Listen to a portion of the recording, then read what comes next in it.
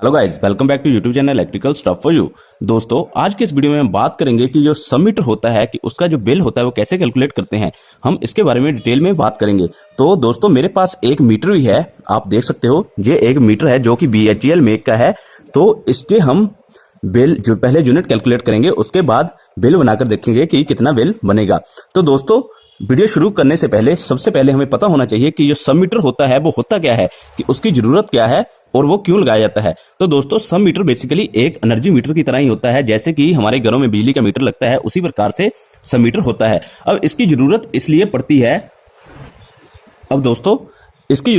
पड़ती है जैसे कि मान लीजिए आपने कोई घर बनाया जिसमें आपने किराए पर भी किसी और बंदों को घर देने हो, कोई भी 2 BHK या 3 BHK, ऐसे ही जब 1 रूम सेट किसी किराएदार को किराए पर चढ़ाना हो, या ऐसे ही मान लीजिए आपने कोई दुकानें बनाई, तो आपने 3-4 दुकानें बनाई है, तो वो दुकानें आपने किराए पर चढ़ानी हो, तो उस जगह पर हम सब मीटर को लगाते हैं। अब होता क्या है, क्योंकि आप बिजली कंपनी से तो सिर्फ एक मीटर लगवाओगे, बट आप हर दुकान पे या हर किसी और जो भी आप घर में रूम बनाओगे तो वहां पर मीटर नहीं लगवा सकते। ठीक है दोस्तों, तो इस सिचुएशन में होता क्या है कि मान लीजिए आपकी 3 दुकानें हैं, ठीक है जी।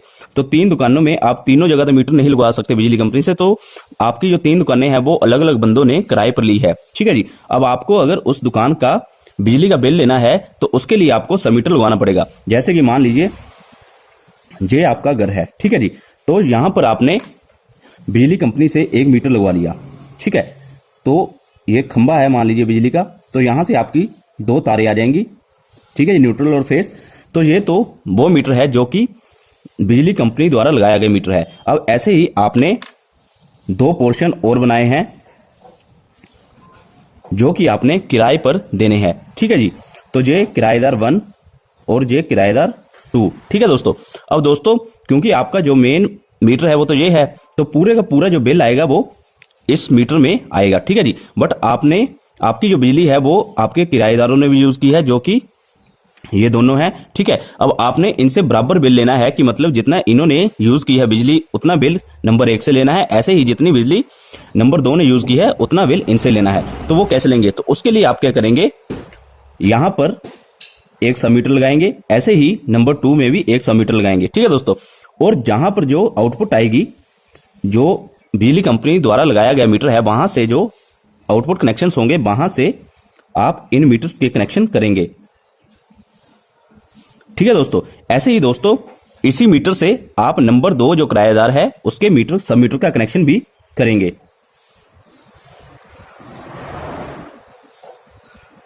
ठीक है दोस्तों। अब होगा क्या कि जो भी लोड ये दोनों या फिर ये घर वाले यूज करेंगे, ठीक है जी, वो पूरे का पूरा लोड इस मीटर में कैलकुलेट होगा, ठीक है जी। बट उसके बाद जो भी लोड नंबर 1 किराएदार यूज करेगा, जैसे कि ये है, तो जो उसकी कैलकुलेशन है वो ये सब मीटर करेगा, ठीक है जी।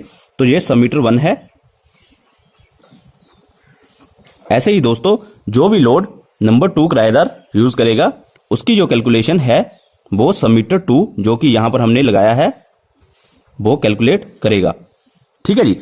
और इन दोनों लोड और जो लोड ये घर भी यूज कर रहा है, इसको मिलाकर जो रीडिंग आएगी वो कैलकुलेट करेगा ये मेन मीटर जो कि बिजली कंपनी द्वारा लगाया गया है, ठीक है दोस्तों। अब इसके बाद बात आती है कि हमारा एवरेज यूनिट प्राइस क्या होगा। तो दोस्तों, वो हम इस मीटर पर डिपेंड करता है। जैसे कि मान लीजिए हमारा बिजली कंपनी द्वारा बिल आता है 1500 रुपये, ठीक है दोस्तों। और जो मंथली कंजप्शन है, मतलब जो मंथली यूनिट इस मीटर पर कैलकुलेट की गई है, ये 1500 रुपये हमारा बिल है 1 महीने का, ठीक है जी। और जो हमारा पर जहां पर कंजप्शन है 1 महीने की, वो हम मान लेते हैं कि 300 यूनिट्स हैं, ठीक है जी। मतलब जो ये मीटर है 1 महीने में इसने 300 यूनिट जलाए। अब जो ये 300 यूनिट है, इसमें से कुछ यूनिट इस मीटर ने भी जलाए होंगे, ऐसे ही कुछ यूनिट इस मीटर ने भी जलाए होंगे, ठीक है दोस्तों। तो मतलब जो 300 यूनिट है वो आएगा सब मीटर 1 की रीडिंग प्लस सब मीटर 2 की रीडिंग प्लस जो इस घर का लोड है उसको मिलाकर उसके यूनिट। तो मतलब जो 300 यूनिट है वो तीनों लोड को मिलाकर आएगी, ठीक है जी। अब हमने इसका एवरेज यूनिट प्राइस बनाना है। तो सिंपल सी बात है, 1500 रुपये बिल आया है और 300 यूनिट कंज्यूम हुए हैं, तो एवरेज जो यूनिट प्राइस होगा वो आएगा 1500 भाग 300। ठीक है दोस्तों, तो जब हम इसे कैलकुलेट करेंगे तो ये हमारे पास आ जाता है 5 रुपीस पर यूनिट। ठीक है दोस्तों, तो इसका मतलब ये हुआ कि एक यूनिट की जो वैल्यू है, मतलब एक यूनिट का जो रेट है वो 5 रुपए होगा। ठीक है दोस्तों, अब इसके बाद हम क्या करेंगे, ऐसे ही जैसे किराएदारों को बिल देना है तो हम इसके सब मीटर की रीडिंग कैलकुलेट करेंगे कि एक सब मीटर 1 ने कितनी कंजप्शन की है, ऐसे ही सब मीटर 2 ने कितने यूनिट्स कंज्यूम किए हैं, फिर जितने भी यूनिट्स होंगे उसको हम 5 से गुना करके उतना बिल किराएदार से ले लेंगे। ठीक है दोस्तों, तो इस प्रकार से सब मीटर की कैलकुलेशन की जाती है। अब दोस्तों मैं आपको एग्जांपल देकर बताता हूं। जैसे कि दोस्तों आप देख सकते हो ये एक मीटर है। ठीक है दोस्तों, आई होप आपको क्लियरली दिखाई दे रहा होगा। दोस्तों अगर आप कोई भी इलेक्ट्रिकल अप्लायंसेस से रिलेटेड सामान मंगवाना चाहते हो तो डिस्क्रिप्शन बॉक्स में मैं आपको लिंक दे दूंगा, जिस पर क्लिक करके आप अच्छी क्वालिटी का ऑनलाइन सामान परचेज कर सकते हो। तो दोस्तों जैसे कि आप देख सकते हो ये एक मीटर है बिजली का। अब ये BHEL मेक है, मतलब इसकी जो कंपनी है जिसने इसे बनाया है वो BHEL है। ठीक है दोस्तों, अब दोस्तों आपको सब मीटर की रीडिंग कैसे कैलकुलेट करनी है, तो जैसे आप अभी देख सकते हो यहाँ पर 9718 रीडिंग है। ठीक है जी, तो ये 9718 रीडिंग आ गई। ठीक है जी, अब आपको क्या करना है, मान लीजिए 1 जनवरी को इतनी रीडिंग है। ठीक है जी, तो जो ये रीडिंग है ये 1 जनवरी को है। ठीक है जी, तो आपको 1 महीने की कैलकुलेशन करनी है। अब ऐसे ही आपको 1 जनवरी को ये रीडिंग नोट करके रख लेनी है और 1 फरवरी को आपको फिर से रीडिंग नोट करनी है।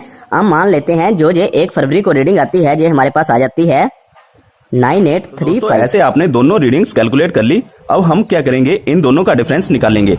तो डिफरेंस निकालने के लिए 9835 को में से हम माइनस कर देंगे 9718।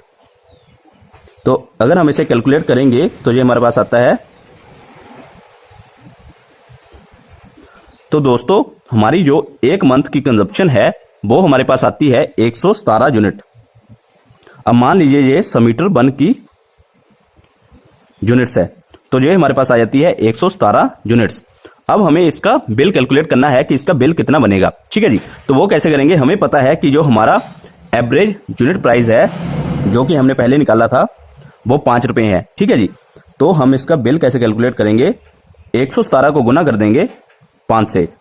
ठीक है दोस्तों, तो जब हम इसे गुना करेंगे तो जो हमारे पास आता है 7 पंजे 35, 5 एकम 5, 8, 5 एकम 5। तो दोस्तों जब हम इसे कैलकुलेट करते हैं तो ये हमारे पास आ जाता है 585 रुपए। ठीक है दोस्तों, तो दोस्तों इस प्रकार से जो सब मीटर 1 का बिल आएगा वो 585 आएगा। ऐसे ही दोस्तों हम सब मीटर 2 की भी रीडिंग निकालेंगे। अब मेनली बात ये होती है कि रीडिंग निकालते कैसे हैं, तो वो ऐसे निकालते हैं कि हम 1 तारीख को उसकी कंजप्शन पहले नोट करके रख लेंगे कि जो मीटर पर रीडिंग है, जैसे आपने इस मीटर में देखा तो यहाँ पर 9718 है। ठीक है जी, तो हम 1 जनवरी मतलब महीने की 1 तारीख को इसे नोट करके रख लेंगे कि कितनी रीडिंग है। ठीक है जी, और 1 महीने के बाद पूरी सेम डेट को फिर से हम नोट करेंगे। ठीक है जी, जैसे मैंने आपको एग्जांपल देकर बताया कि यहाँ पर 9718 1 जनवरी को है, तो हम 1 फरवरी को फिर से नोट करेंगे। तो मान लीजिए वो 9825 आती है, तो दोनों का डिफरेंस हम निकाल लेंगे। मतलब जो ज्यादा रीडिंग होगी उसमें से कम वाली रीडिंग को माइनस कर देंगे, तो ये हमारे पास 117 यूनिट्स आते हैं। ठीक है जी, और 117 को हम गुना कर देंगे एवरेज यूनिट प्राइस से, जो कि हमने 5 रुपए निकाले थे। ठीक है जी, तो इसको गुना करके हमारे पास आ जाता है 585 रुपए। ठीक है, तो इस प्रकार से सब मीटर की बिल को कैलकुलेट किया जाता है और ऐसे कोई भी डाउट भी नहीं रहता कि किसी को बिल ज्यादा आ गया या कम आ गया। तो दोस्तों आई होप आपको क्लियर हुआ होगा कि सब मीटर का बिल कैलकुलेट कैसे किया जाता है। अगर दोस्तों आपको ये वीडियो अच्छी लगी तो इसे लाइक और शेयर जरूर करें और ऐसे ही और वीडियोस के लिए मेरे चैनल को सब्सक्राइब जरूर कर लें। Thank you guys.